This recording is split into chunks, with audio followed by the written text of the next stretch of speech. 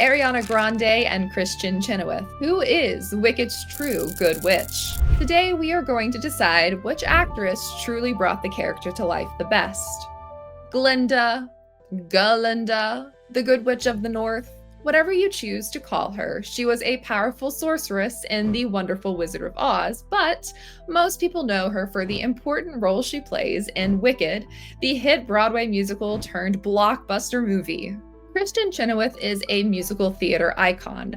She is a classically trained soprano with a distinctive voice, and she is best known for originating the role of Glinda in Broadway's Wicked. She has had a successful career in film and television and concert performances, and she even won her first Tony Award for her performance in Your Good Man, Charlie Brown. Her style is deeply rooted in musical theater, with her performances emphasizing character-driven emotion and vocal precision. Ariana Grande stars as Glinda in the film adaptation of the musical. She is an award-winning singer, songwriter, and actress, and now Oscar-nominated. She began her career in musical theater, performing on Broadway in the musical 13, but it was when she transitioned to pop music that skyrocketed her to fame. Her vocal ability, her range, and stage performance have made her one of the biggest modern pop stars. Chenoweth and Grande both bring a sweet touch to Glinda that makes her transformation from a popular girl to Elphaba's one true friend all the more tragic. But with any adaptation, there are bound to be differences in their performances, so let's talk about them. The vocal performance of Glinda is arguably one of the most crucial elements of the character, as the role requires belting and delicate high-pitched soprano tones. Both Ariana Grande and Kristin Chenoweth have remarkable voices, but their approaches to Glinda's songs are shaped by their own distinct vocal styles. An emotional connection to the material is crucial in portraying Glinda, as the character's journey involves personal growth from vanity and popularity to a deeper understanding of friendship and sacrifice. Kristin's portrayal of Glinda relies heavily on her ability to deliver delicate, crystal-clear high notes with precision. In songs like Popular and For Good, Kristin's technique truly shines. Her high notes are light, with just the right amount of vibrato, conveying both sweetness and the naivety of Glinda. In Popular, Kristin uses her bright, sparkling voice to match Glinda's playful, almost mischievous personality, infusing the performance with a sense of whimsy. What sets Kristin apart is her ability to balance vocal beauty with a sense of fun and lightness. Though rooted in pop music, Ariana's vocal style is known for range and agility, which aligns well with Glinda's vocal requirements. Again, in looking at Popular, Ariana's voice is effortlessly powerful, with a smooth, rich quality that still allows for the lightness needed for the character. Her ability to nail the belting moments in songs like Popular is a major strength, bringing both energy and precision to the role. However, Ariana's version of Glinda, though undeniably beautiful, sometimes showcases a more modern vocal style, giving it a contemporary flavor. Ariana nails the high notes and big, powerful moments, but she doesn't always have the same vulnerability that Kristin conveys in her quieter, more delicate moments. Ariana's vocal acrobatics bring a different intensity to the character, one that leans more towards the showmanship of who Glinda is. Kristin's portrayal of Glinda on Broadway has become iconic, partly because of her exquisite costumes.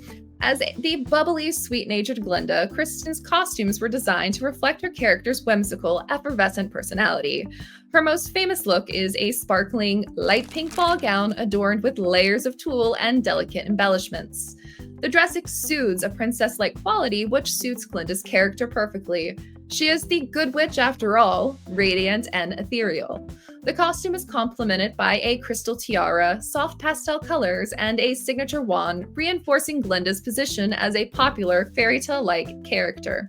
Her costume choices are not only visually striking, but they also serve to emphasize the character's purity, innocence, and charm. Ariana's version of Glinda still maintained the essence of the character, but the more streamlined look conveyed an updated and fresher version of the role. The classic tiara and wand were present, but the whole ensemble with its sparkling simplicity was less intricate than Kristin's more opulent take. Ariana's visual presentation as Glinda maintained the magic and the sweetness, but the contemporary spin was more fitting of her pop star image.